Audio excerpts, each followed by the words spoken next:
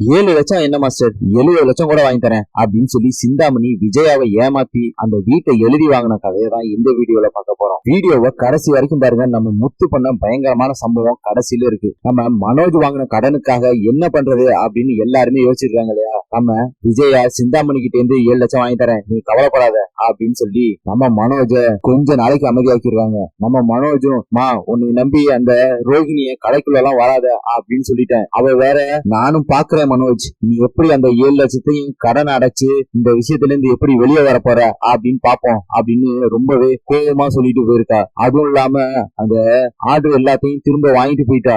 என்ன பண்றதுமா அப்படின்னு சொல்லி மனோஜ் சோகமா கேட்டோன்னு விஜயா இருந்துகிட்டு, ஏய் நீ ஒன்னும் கவலைப்படாதா, அதான் நான் இருக்கேன்ல, அம்மா இருக்கும்போது நீ இருக்கிற கவலைப்படுற அப்படின்னு ஆறுதல் சொல்றாங்க.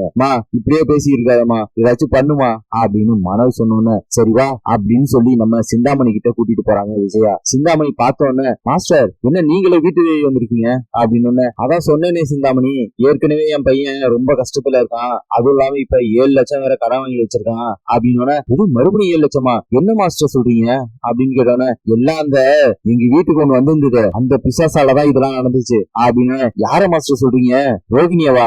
ஆமாமா, அந்த சனியனாலதான். சரி உங்ககிட்ட 7 லட்சம் கடன் கேட்டிருந்தேன்ல, இப்ப கிடைக்குமா அப்படின்னு சொன்னோன்னு, மாஸ்டர் இப்போதைக்கு என்கிட்ட 7 லட்சம் இல்ல அப்படின்னு. 2 பேருக்கும் ஷாக்கு. ஐயோ உங்களை நம்பி நான் வேற சவால் விட்டுட்டேனே, இப்ப என்ன சிந்தாமணி பண்றது அப்படின்னு. மாஸ்டர் மாஸ்டர் அதெல்லாம் கவலைப்படாதீங்க, உங்களுக்கு என்ன 7 லட்சம் தானே, என்கிட்ட இல்லன்னா என்ன, அதான் அந்த பைனான்சியர் இருக்கான்ல அவங்க கிட்ட நான் சொல்லி வச்சிருக்கேன், அவன் உங்களுக்குன்னா கண்டிப்பா கொடுப்பான், அதுவும் இல்லாம உங்க பத்திரம் வேற அவங்க கிட்ட தானே இருக்கு அப்படின்னு. ஆமா ஆமா மாஸ்டர், நீங்க வட்டி எல்லாம் கரெக்டா கட்டிருங்க, ஏன்னா போன தடவை ரொம்ப டார்ச்சர் பண்ணால அப்படின்னு. ஆமா ஆமா நீங்க இருக்கிறதுனாலதான் நான் அந்த கடனே வாங்குறேன் அப்படின்னு சொல்லி நம்ம விஜயாவும் இதுக்கு சரின்னு சொல்லிடுறாங்க. நம்ம சிந்தாமணி பைனான்சியர் கிட்ட கூட்டிட்டு போய், சிந்தாமணி பைனான்சியர் கிட்ட விஜயாவையும் மனோஜையும் கூட்டிட்டு போனோன்னு, மனோஜை பார்த்தோன்னு பைனான்சியர் கிட்ட, சார் உங்களுக்கு தானா, வாங்க வாங்க உட்காருங்க, நீங்க 7 லட்சம் கடன் வேணும் அப்படின்னு சொன்னா நான் கூட வேற யாரும் நினைச்சேன், சிந்தாமணி நீங்க இவங்கன்னு சொல்லியிருந்தா நான் பணத்தை உங்ககிட்டே கொடுத்திருப்பேன்ல அப்படின்னு சொல்லி உரிமையாவே சொல்றாங்க. இதெல்லாம் சிந்தாமணியும் அந்த பைனான்சியரும் சேர்ந்து போட்ட பிளான்னு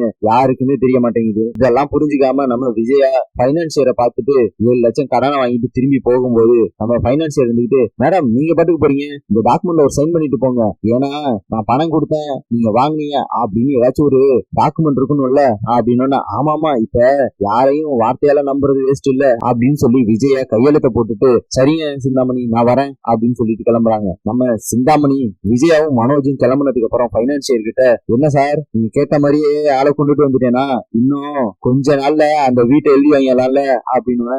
எங்க சிந்தாமணி இந்த பணம் பத்துமா அப்படின்னு கேட்டதுக்கு, சார் அதெல்லாம் போதும், ஏற்கனவே என்கிட்ட நிறைய கடன் வாங்கியிருக்கா, அதுவும் இல்லாம இவன் பையனுக்கு டைவர்ஸ் வாங்குறதுக்கு காசெல்லாம் நான் தான் கொடுத்துக்கிட்டு இருக்கேன், அதனால அதெல்லாம் சேர்த்து பார்த்தோம்னா ஒரு மாதிரி வரும், இல்லனா கூட இன்னும் எக்ஸ்ட்ரா கடன் கொடுத்து அவங்க நம்ம வழி கொண்டுட்டு வந்துடலாம் அப்படின்னு சொல்றாங்க. நம்ம சிந்தாமணியும் பைனான்சியரும் என்ன பிளான் பண்ணிருக்காங்கன்னா, இன்னும் ஒரே மாசத்துல மனோஜுக்கும் விஜயா மேலையும் கடனை அதிகமா ஏற்றி விட்டுட்டு அந்த வீட்டை எழுதி வாங்குறதுதான் பிளானு. இது கூட தெரியாம விஜயாவும் மனோஜும் ரொம்பவே சந்தோஷமா வீட்டுக்கு போயிட்டு இருக்காங்க. வீட்டுக்கு போன உடனே நம்ம விஜயா இருந்துகிட்டு மனோஜ் கிட்ட, டேய் மனோஜ் இந்த பணத்தை பத்திரமா வை, உங்க அப்பா கண்ணில் பட்டு சின்னிச்சுக்க, அப்புறம் பிளானே க்ளோஸ், புரியுதா அப்படின்னு சொல்றாங்க. உடனே நம்ம மனோஜ் இருந்துகிட்டு, அதெல்லாம் நான் பாத்துக்கிறேன் அப்படின்னு சொல்லிட்டு நம்ம மனோஜ் இருந்துகிட்டு கடனையும் ஒரு வழியா கொடுத்து கழிச்சிடறாங்க. நம்ம ரோஹிணிக்கு இதெல்லாம் புரியவே மாட்டேங்குது, எப்படி மனோஜுக்கு 7 லட்சம் பணம் வந்தது, எப்படி டீலர் கிட்ட எல்லாம் பணத்தை கொடுத்து சமாளிச்சான் அப்படின்னு சொல்லி ரொம்பவே குழம்பி போறாங்க. ஆனா இதுக்கு பின்னாடியும் சிந்தாமணி தான் இருக்கா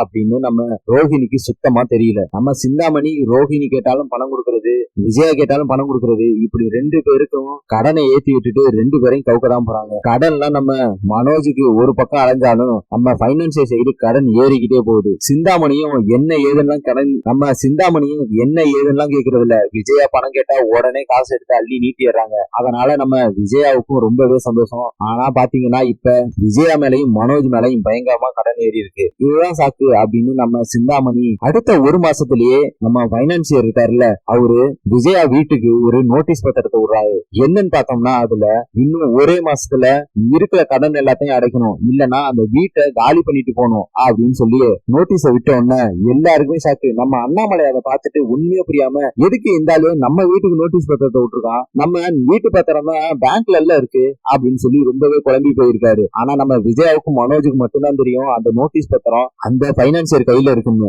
அதெல்லாம் தெரியாம நம்ம அண்ணாமலை அண்ணாமலை இருந்துகிட்டு ரொம்ப கேஷுவலா, ஏய் விஜயா இங்க பாரு, ஏதோ அந்த பைனான்சியர் நோட்டீஸ் விட்டுருக்கான் பாரு, நம்ம வீட்டை காலி பண்ணணுமா இன்னும் 1 மாசத்துக்குள்ள, இல்லன்னா 60 லட்சம் கடனை கட்டணுமா. என்ன யாரு 60 லட்சம் கடன் வாங்கியிருக்கா? நம்ம வாங்கினது 30 லட்சம், அதுலயும் பாதி அடைச்சாச்சு.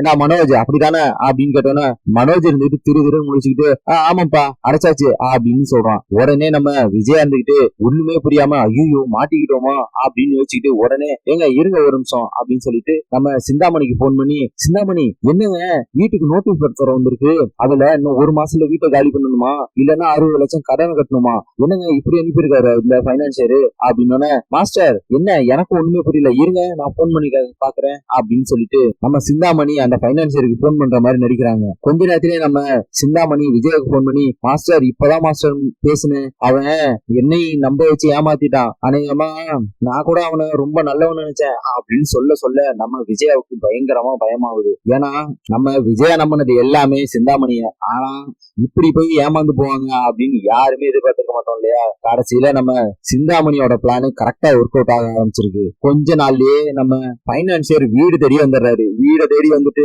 அவர் பாட்டுக்கு என்ன எதுன்னு கேட்காம நடு வீட்டுல உட்காந்துக்கிட்டு, சார் அதான் நோட்டீஸ் விட்டேன்ல 60 லட்சம் கடனை கட்ட, இல்லன்னா வீட என் பேருக்கு எழுதி வைங்க அப்படின்னு சொன்னோம்னா, எது உன் பேருக்கு எழுதிக்குமா, ஒழுங்கா ஏஞ்சி பேர் இல்ல நான் மரியாதை கட்டுறோம், முதல்ல வீட்டு பத்திரமே உன்கிட்ட இல்ல, அப்புறம் எப்படிடா வீட்டு பத்திரத்தை வச்சு கடன் வாங்கியிருப்பாங்க அப்படின்னு சொன்னோன்னே, என்ன விஜயா இன்னும் சொல்லலையா அப்படின்னு சொல்லி விஜயாவை பார்த்து சொன்னோன்னே நம்ம முத்துக்கு லைட்டா டவுட் வருது.